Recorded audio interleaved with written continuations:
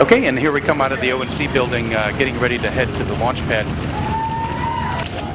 We did something a little differently. We stopped in front of the Astrovan to take a quick shot.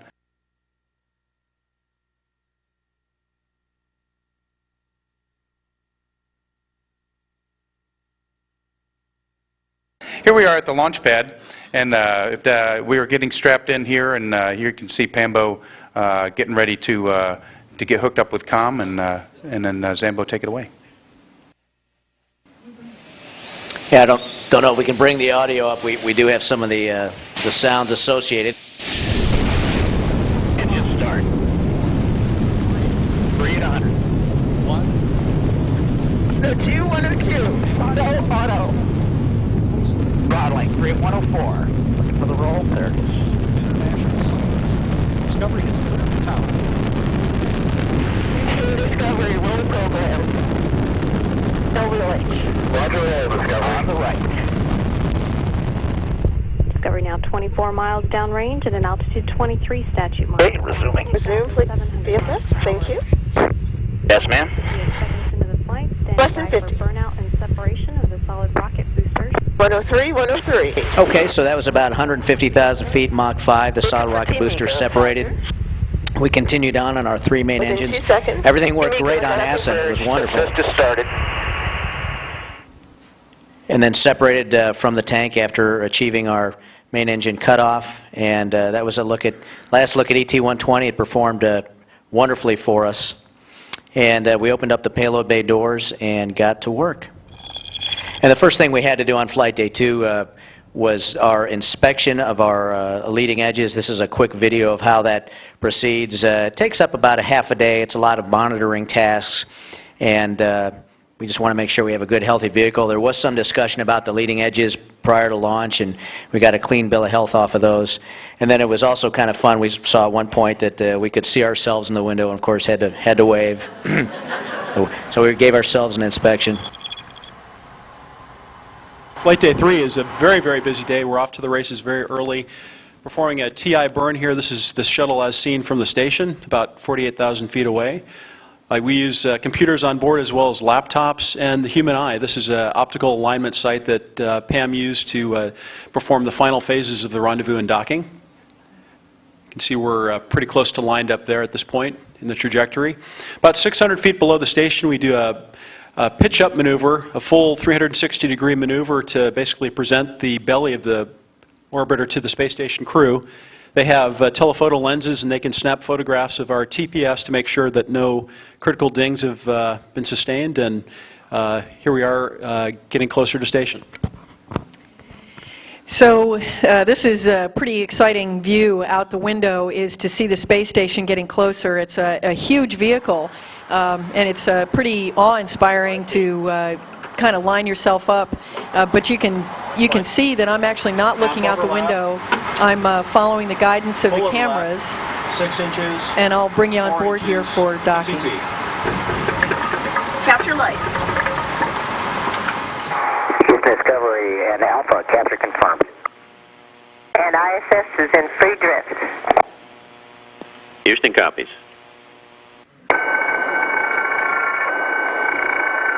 Discovery arriving. But this is really the moment that's most exciting of all, is the ability to see your friends and the big hugs and the laughing that goes on when we get to see our friends, particularly Clay, who we hadn't seen in many months. Unfortunately, we don't have a lot of time for that. We got to get ready for the spacewalks. And spacewalk is pretty quick. And we get up there and we start really fast. It's a very fast pace, barely attached to the station. There you go out in the airlock for a spacewalk while the guys outside start working with the arm. And so it's a very concentrated activity. A lot of people have to do their stuff according to a certain precise timeline. Here's Scott coming out for his first spacewalk, and here's Wheels attached to the arm carrying around a piece of equipment. Spacewalk was about about 6 hours. Inside, they were working with the arm. Their task was to essentially remove the node from the cargo bay of the shuttle and put it up on the temporary station on the Node 1. This is, of course, the fast forward. We don't go that fast with the hardware. And so while all of this is happening, of course, the spacewalk is still ongoing, and in fact, at this point, they were concentrating on the P6, removing all the connection there, hydraulic connection, ammonia connection. They actually got sprayed. Scott got sprayed a little bit with ammonia, so we had to do a decontamination at the end of the spacewalk. And but it was pretty fast. I mean, a few minutes later, as soon as you attach a few hours later, as soon as you attach the node, there you go. We go inside, open it up. And we have a mask and goggles. Looks like we are robbing a bank, by the way. But it lasts only a couple of hours, clean up the node, and here we are working already on it. EVA-2, Scott and Dan came out the door, and there's Paolo quarterbacking from the flight deck of the shuttle.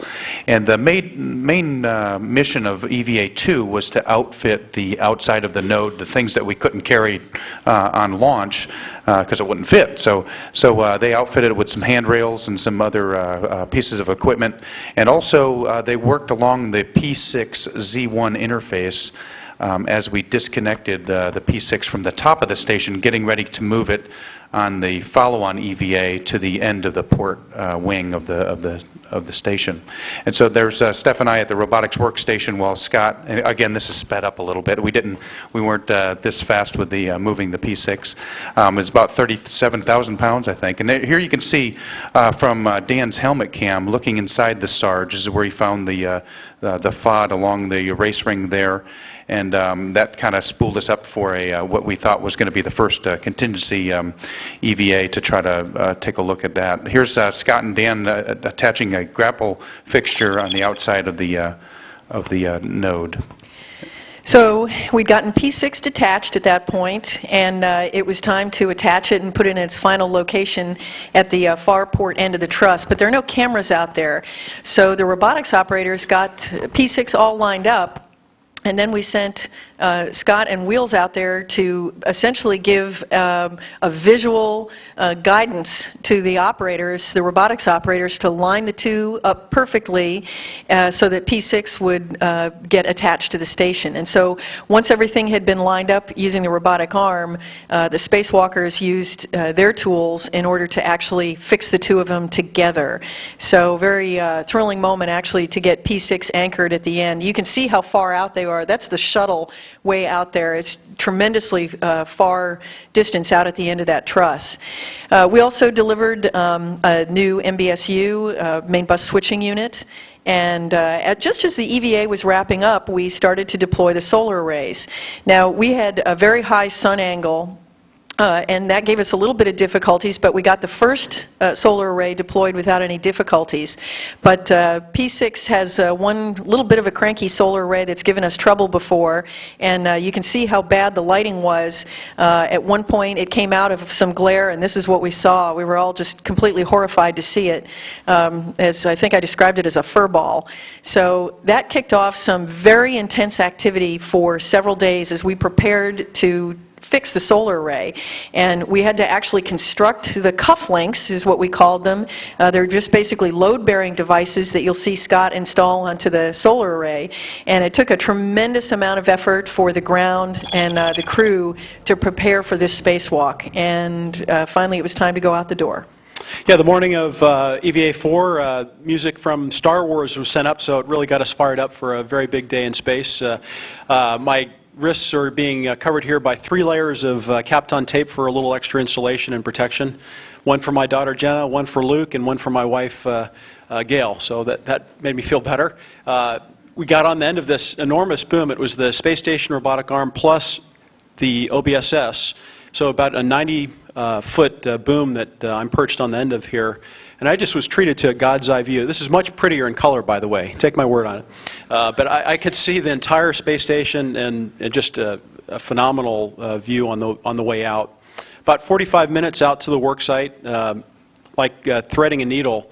Very, very difficult robotics to get me out there.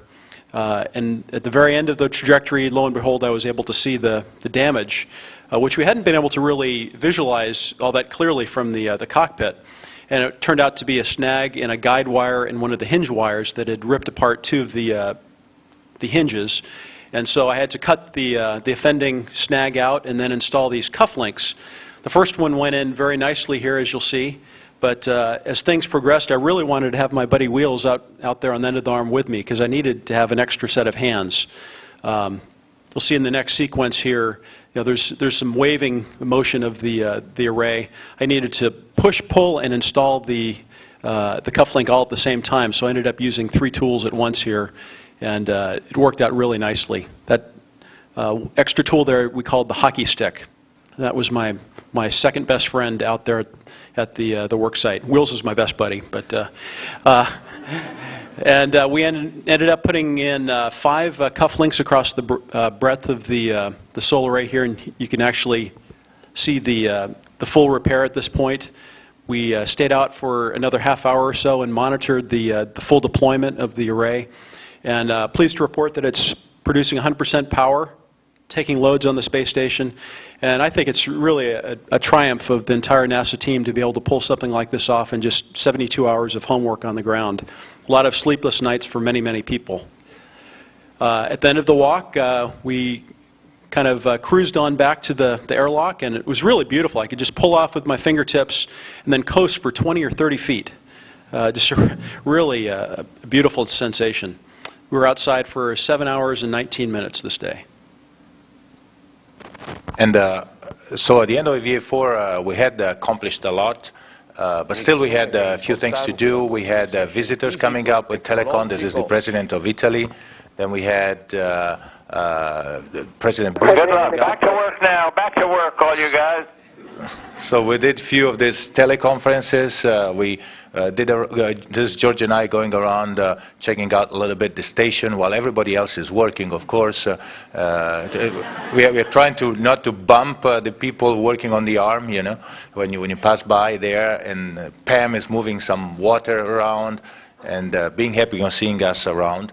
And Peggy and Clay fitting or reconfiguring the node. And here a little bit of experiment that was put up by the Italian Space Agency. I'm launching a ball that doesn't exist there, so it was kind of funny. And then we managed to also to talk to some of the schools down on the ground and carry out some experiment. This is an experiment that was put up by some high schools in Italy. So pretty interesting there. As we were flying overhead, everything occurred with the Earth rotating underneath us as a beautiful backdrop, and we would occasionally see some marvelous sights when we had time to look. This was actually pretty awesome and terrifying. These were the fires that were occurring in Southern California about our launch time. So that's Southern California, and the fact that you could see them so starkly from space was pretty amazing. Those are the Alps, and that is Italy stretching out to your left, out to the south. And the mountains reach right up, and it's almost as if you could touch them up there. And then these are the Himalayas. Pretty amazing views. It was then time for us to think about coming home. We had some farewell ceremonies that we had to accomplish. We put our mission sticker up there, and then we had our farewell ceremony on the station. We had 2 folks that we were I guess considering most. One was Dan Tani, who we were going to leave up there. He was looking at a long mission out in front of him, and we were bringing back Clay Anderson, who had been up there for a long time. And so these were two men looking at a very long time, opposite ends of a mission. It was a pretty emotional, pretty wet, gooey time. And so lots of hugs, and then we sealed the deal with a final fist bump before we went out and closed the hatch. Then came undock and separation. The undock happened about 10 seconds early, and there's our separation. The springs from the docking apparatus give us our initial push out away from the station, and we end up separating at a very stately rate of about 1 foot every 10 seconds. And Peggy rang us out, as is now the tradition. That's my one input at 30 feet to double the rate to 2 feet every 10 seconds. So a pretty spectacular view of the station as we were going out, and a curious lighting effect because there's no atmosphere or anything to dim the light. The station is very starkly lit. Again, we're missing a little bit of this because it's in black and white. But the station is very, very bright, very radiant, and then the earth tones beneath it are somewhat muted. So it almost looks like it's fake, like it's two pieces of film put together. But it is a beautiful thing. And then we bade farewell to the station as the sun set on it, and we did our final separation burn. Well, all good things must come to an end, and the first thing that we usually do that tells us we're coming home is we close up the payload bay doors, which of course serve the important purpose of radiating our heat to space. We have to hop into our launch and entry suits, which I assure you is much easier in microgravity than it is on the ground. And then it's time to get ready for the deorbit burn. And you can see us all briefing and preparing here. And as the engines ignite, you can actually see a big jolt there. And it feels pretty heavy. I mean, it's not that much, but it feels like a lot of weight after being in microgravity for so long. And here, of course, you can see the spectacular fireworks of entry. And as we come down, and we came over the continental United States, and it was just unbelievable. It was like doing a supersonic low level. We just felt like the world was on fast forward, zooming past us. Spectacular view. And then, of course, it was a beautiful, clear, dry day here in Florida. And you can see a little bit in the heads-up display there, the coast of Cocoa Beach there beneath us as we came in. Just a really, really pretty day, I think, to see the shuttle from a long way away. There was one little tiny cloud deck right over the runway, but we did break out at about 4,000 feet, and then, of course, George put the gear down. And here we are, touching back at the home of Discovery at the Kennedy Space Center. So that is a wonderful moment for us. It is a heck of a long runway, but we're still going pretty fast. So of course we have to deploy a drag chute to help slow ourselves down. But it's just an awesome thing. Within about an hour of landing, we, of course, walked out on the tarmac and saw a lot of friendly faces and familiar faces here this morning as well, as we were greeted, our support crew and a lot of the engineers and workers. Here, we're starting to tell our story already. I'm kidding that I think I'm talking about fishing or something there, but it was great to just walk around underneath Discovery and see what a beautiful machine it is, and your handiwork just was beautiful and brought us home safely.